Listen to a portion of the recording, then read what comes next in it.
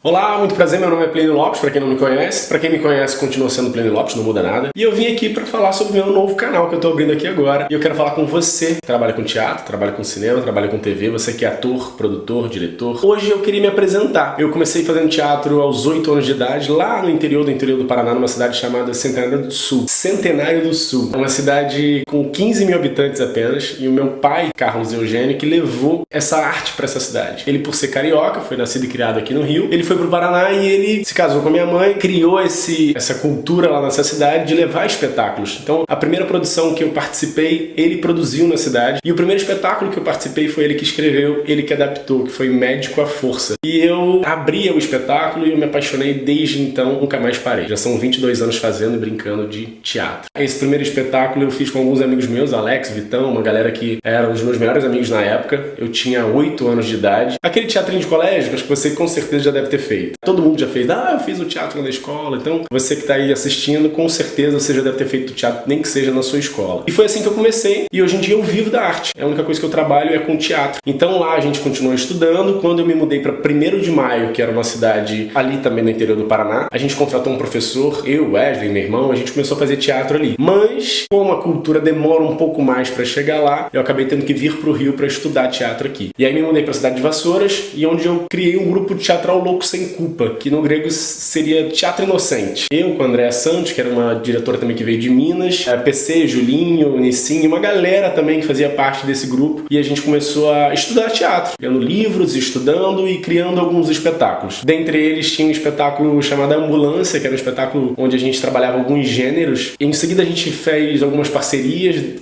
com Nós do Morro, por exemplo, com o Guti Fraga, a gente trouxe alguns alunos para cá e foi aperfeiçoando. E aí eu comecei a dar aula com 15 para 16 anos para as crianças novas que foram chegando e tudo mais. Comecei a aplicar alguns exercícios e me apaixonei por isso, por dar aula de teatro. Fui para o Mato Grosso do Sul, para Campo Grande, me mudei para lá, fiquei um ano lá, porque eu estava meio distante do meu irmão. Meu irmão não veio morar no Rio de Janeiro, ele ficou um tempo aqui, mas ele não se adaptou e a gente acabou ficando muito tempo distante. E aí eu fui e morei um ano lá, até que meu pai nesse período foi fazer uma operação da vesícula, teve câncer e o médico falou, olha, é o último Natal da vida dele, o último Réveillon, se vocês puderem passar com ele, acompanhar, vai ser muito legal. Aí eu chutei o balde, mas lá em Campo Grande eu já abri uma escola de teatro, então numa igreja chamada Brasil para Cristo, e comecei a dar aula, já tinha 30 alunos, estava indo super bem, além disso eu trabalhava numa empresa, e aí eu trabalhava o dia inteiro praticamente, eu levantava às 5 da manhã para trabalhar e dava aula de noite. Mas acabei tendo que largar tudo lá para voltar para cá. Quando eu voltei, entrei numa companhia em Nova Iguaçu, que era o Arsênico, comecei a trabalhar lá também, dar aula, eu, Humberto Assunção, Fábio de Luca,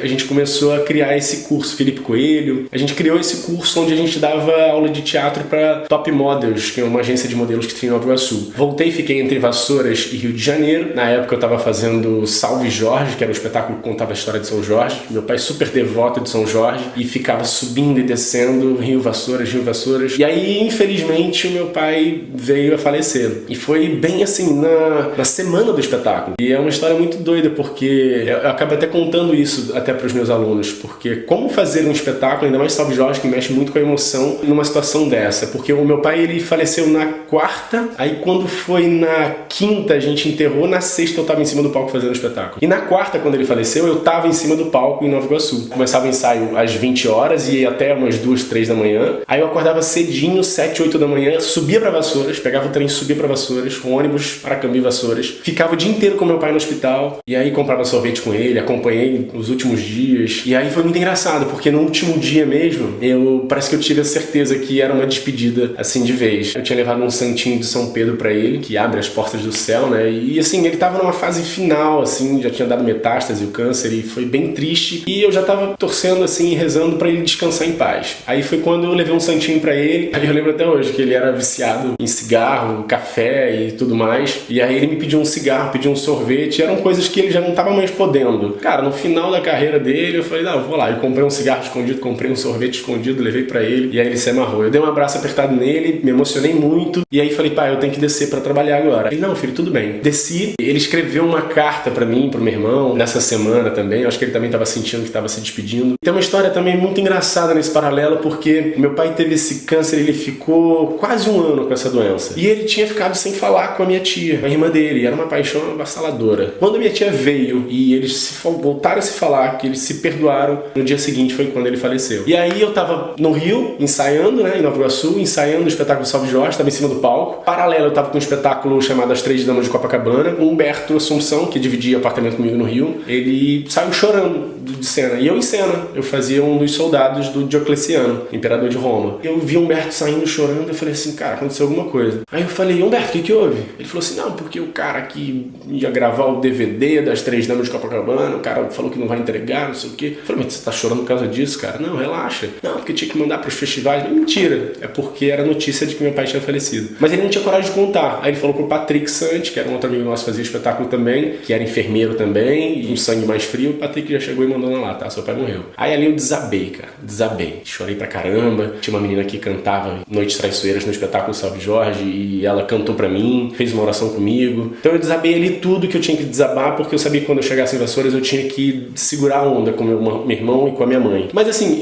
tudo que eu tinha que fazer pelo meu pai eu fiz enquanto ele estava vivo. E é um conselho que eu deixo pra você também. Faça pelos seus pais enquanto eles estão vivos. Não deixe de falar, eu te amo, antes de sair de casa. Procure pensar sempre nisso. Resumindo, eu subi pra Vassouras e aí a produção me ligou e falou, Plínio, não precisa se preocupar, a gente tá com um standinho aqui, relaxa, cuida aí da sua família e tudo mais. Eu falei, não, você tá maluco, eu quero fazer o espetáculo. Não vai botar standinho não. Não, mas seu pai acabou de falecer. Exatamente, meu pai não ia querer que eu ficasse chorando em casa, ele ia querer que eu fizesse o espetáculo. Então assim, como eu fiz de tudo pelo meu pai enquanto ele estava vivo, eu tava com a consciência tranquila. Vim pro Rio na sexta-feira, falei pra produção, não vai botar standinho, eu vou fazer o espetáculo. Levei minha mãe, fiz o espetáculo, foi emocionante pra caramba. A produção, a direção dedicou o espetáculo ao meu pai, foi muito legal. Na igreja de São Jorge de Nova Iguaçu, igreja lotada, 3.000 pessoas. As pessoas falavam assim, mas pô, Plínio, como é que você conseguia atuar com esse pensamento, né? E seu pai tinha acabado de falecer, como é que você consegue subir no palco e fazer um espetáculo ainda mais emocionante desse jeito? Falei, cara, aí é na técnica, né? Aí você joga na técnica e vai. É a única forma. Mas não tem como. Aquela porcentagem de lucidez acaba te levando à emoção extrema. Então, o espetáculo era muito bonito. Então, eu em cena, eu acabava, mesmo como soldado, eu acabava me envolvendo e me emocionando em algumas cenas. Mas foi muito legal. O protagonista era o Augusto Vargas, que hoje em dia é um dos secretários de cultura do estado do Rio de Janeiro, cara super gente boa, amigão meu. E o elenco era uma família, assim. Então foi muito legal. Eu segui minha carreira, continuei lá em Vassouras e aqui no Rio, fazendo alguns espetáculos. Fiz todos esses clássicos infantis que vocês imaginam. A Pequena Sereia, eu fazia o Eric. Eu sempre fazia meio que um príncipezinho. Pode não parecer, mas eu tinha uma cara de príncipe há 10 anos atrás. A Bela e a Fera. E assim, foi uma verdadeira escola. E às vezes você, ator que tá assistindo, você fala, não, porque eu sou ator, eu não vou fazer espetáculo infantil, porque não, porque eu faço só espetáculo adulto. Cara, você não tem noção do que é fazer espetáculo infantil, porque você lida com criança e é um pouco totalmente verdadeiro. Se você não fizer de verdade o espetáculo, as crianças vão falar, porque não sei o que, não acreditam. E ela fala, é mentira. As crianças falam na tua cara, assim. E quando você faz de verdade, eles ficam, sabe, extasiados, a reação é muito boa. Eu comecei a produzir teatro. O primeiro espetáculo que eu produzi foi um que eu estava fazendo, que era As Três Damas de Copacabana. E a primeira produção eu fiz no Centro Cultural de Pati do Alferes. Muito doido, apesar de eu viver em Vassouras, acabou que a minha primeira produção foi em Pati. Foi bem legal, mas foi perrengue, assim. A gente não pagou as contas, né? Aquele famoso teatro de antigamente. Você se pagava, tava bom. A gente queria era estar atuando. Mas era uma peça profissional. Eu, Fábio de Luca que é um gênio. Humberto Assunção também, que é outro gênio. Uma galera, assim. Patrick Sante, Ludovico Viana também. Éramos nós 4 e o Rodriguinho Oliveira. E é isso. A escola de teatro foi inaugurada em 2010, já tem 8 anos. Tenho muito orgulho dessa escola, dos meus alunos. E em seguida de Vassouras, a gente abriu uma escola de teatro em Barra do Piraí. A gente abriu uma filial em Paulo de Fronten. Estamos abrindo agora uma em Miguel Pereira. E o ano passado, a gente abriu a Mactuba Escola de Arte, que é aqui no Rio de Janeiro, ali do lado do Barro World. Eu vou falar sobre muitas coisas aqui no nosso canal, então fica ligado que vem muita coisa boa. Vou passar alguns conteúdos de teatro, vou passar alguns exercícios, algumas experiências, os espetáculos que eu já montei com os meus alunos, espetáculos profissionais que eu já montei, que eu já fiz. Então, se você está interessado, você que é ator, produtor, diretor, enfim, autor, fica ligado. Não esqueça de se inscrever no nosso canal, não esqueça de curtir, de compartilhar, divulgar para os amigos. Se você curtiu, gostou, fala aí, caraca, o Plínio montou um canal no YouTube. Vamos seguir, beleza? Valeu!